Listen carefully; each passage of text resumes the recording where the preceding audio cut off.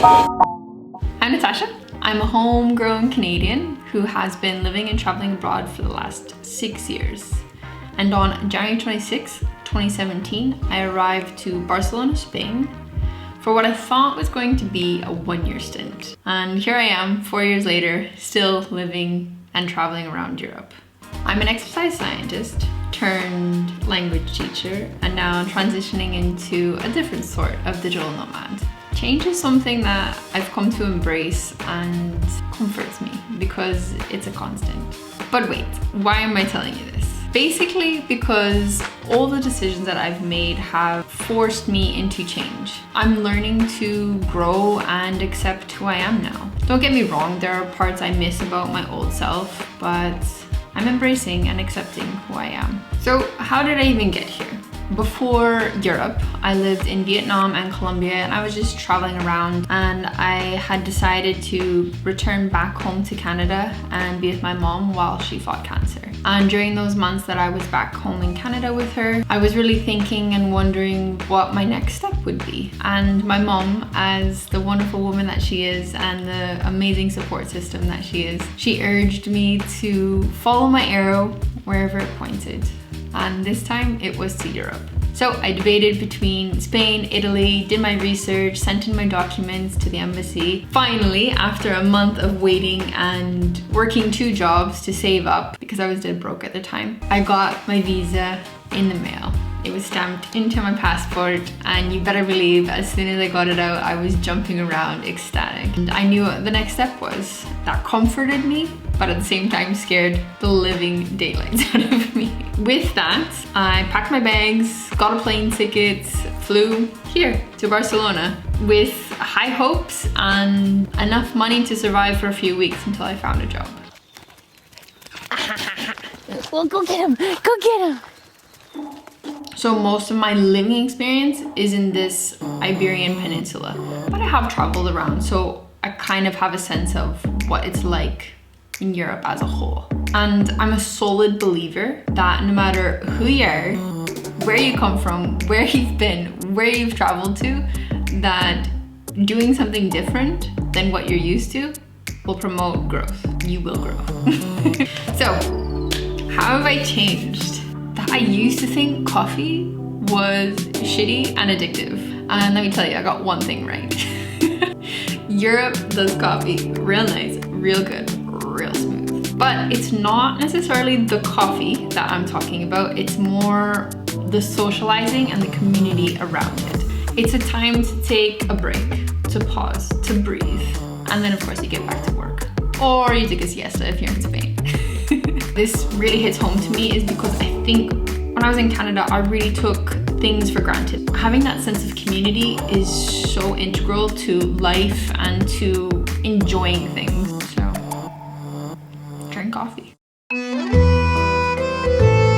So I grew up speaking 2 languages until about the age of 7 or 8 when I had to learn how to read and write in English. And right around that time, I also decided to quit speaking French for some ridiculous, super sad reason. J'ai un bel accent, mais I can't freaking get my points across comfortably. But Europe has basically reassured me that learning languages is easy if you put work into it. Eu falo un poquinho de português and puedo hablar en español también. The next few languages that are on my radar are Catalan, Italian, Swedish, and a completely non-European language, Tagalog.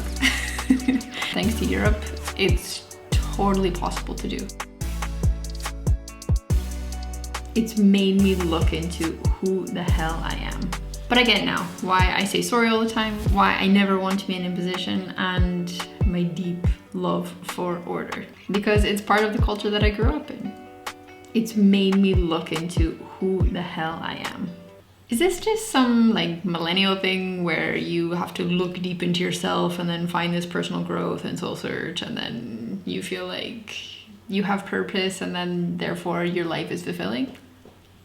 I don't know. Maybe it is, maybe it isn't. But either way, I feel like I'm a little bit closer to really understanding who I am and having this personal growth. Why does this matter?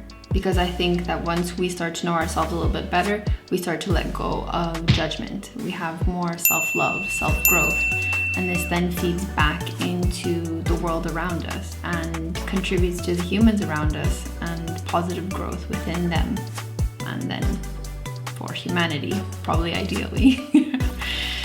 But it's kind of this idea that you put your oxygen mask on before assisting others. You know, that dealio. All right, so that got serious pretty fast, but now for some juicy stuff as well. Rapid fire round. I'm not gonna really explain it, I'm just gonna hit you with it. My accent is way different than it used to be. I have built a little international family here, so Canada, Colombia, and Portugal. I'm the fittest I've ever been. I used to be a coach, play sports, work out almost every day, but now I know myself better. I know how to feed myself properly. I have weird tattoos in weird places, but I don't think that's on Europe. I call soccer football now. Sorry, Canada, and I'm also sorry I don't watch hockey anymore. I know. They don't put it on the TV. I mean, sorry. One last thing. If there's somewhere that you've always wanted to go, something you've always wanted to do, something new that you've always wanted to try, some language that you've always wanted to learn, do it. 4 years from now, you will probably thank yourself for how you've grown and what you've learned and what you've accomplished. Just do it. Thanks for being here, and subscribe, like, and all that good stuff. Have a good one. See you in the next one. Bye.